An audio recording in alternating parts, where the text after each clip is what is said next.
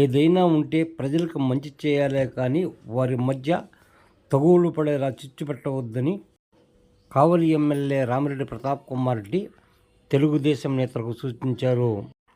ముసునూరులో MLA Ramireddy Pratap Kumar Reddy మాట్లాడుతూ తెలుగుదేశం నేతలు జలదంకలో రైతుల విషయంలో ఇష్టారాజ్యంగా మాట్లాడి వారి మధ్య ప్రాంతీయ చిచ్చు పెట్టాలని చూడడం మంచి పద్ధతి కాదని వివరించారు.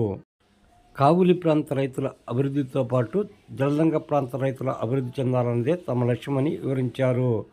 అందుకోసం కావులి కాలువ ద్వారా మన ప్రాంతానికి రావాల్సిన నీటి ఓటాను తెచ్చుకునేందుకు అందరూ కలిసికట్టుగా కృషి చేయాలని సూచించారు.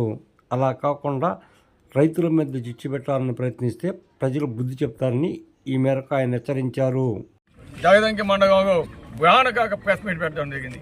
ప్రెస్ మీట్ పెట్టి ఏమన్నాడో తెలుసా, కావలి కాలువ ద్వారా నీళ్లు వస్తే జగదంకి ఇవ్వాల్సింది కావలికి వచ్చేదానికి అవకాశం లేదు, ఇవ్వము, జగదంకి మండలానికే మేము ఉంచుతామని అక్కడ మాట్లాడతాడు.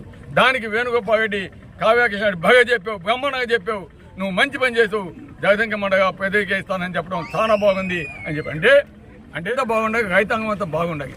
ఈ విధంగా మండలాల మధ్య కావచ్చు, ప్రజల మధ్య కావచ్చు, నియోజకవర్గాల మధ్య కావచ్చు తగువు పెట్టే పని చేయకూడదు. మనం చేయాల్సిన మనకు కావాల్సిన ఓటా మనం తెచ్చుకొని అటు జగదంకి మండలం కానీ కావలి నియోజకవర్గం కానీ సస్యశ్యామకం కావాలనేది మా అభిప్రాయం. కానీ నీగాగా ఎక్కడికక్కడ ఏదంటే అది బట్టి మాట్లాడే సంస్కృతి కాదు. ఈరోజు మా కావలి రైతాంగం మనకందరికీ కూడా ఇంపార్టెంట్. ప్రతి ఒక్క ఎకరా పండించేదే మన ధ్యేయం. జగదంకి మండలంకి సంబంధించిన రైతాంగం కూడా ఇంపార్టెంట్. ప్రతి ఒక్క ఎకరా పండించేది మా అందరి ధ్యేయం.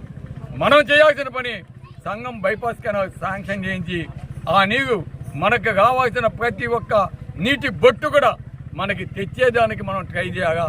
మన ప్రాంత రైతాంగం అటు జగదంకి మండలం కావచ్చు, కావలి నియోజకవర్గం కావచ్చు, అందరూ సస్యశ్యామకంగా పంటలు పండించుకోవాలా అని చెప్పగా కానీ నువ్వు దుర్మార్గంగా ఈరోజు ఒక జగదంకి మండలంలో ఆడ స్టేట్మెంట్ ఇస్తానని ఆ జగదంకి మండలంలో బాగుండాలి, కావలి నియోజకవర్గం రైతాంగం అంతా కూడా నాశనం అవ్వాలని చెప్పే ఇలాంటి దుర్మార్గుని కావలి రైతాంగం కూడా క్షమించదని కూడా తెలియజేస్తాను. Thank you.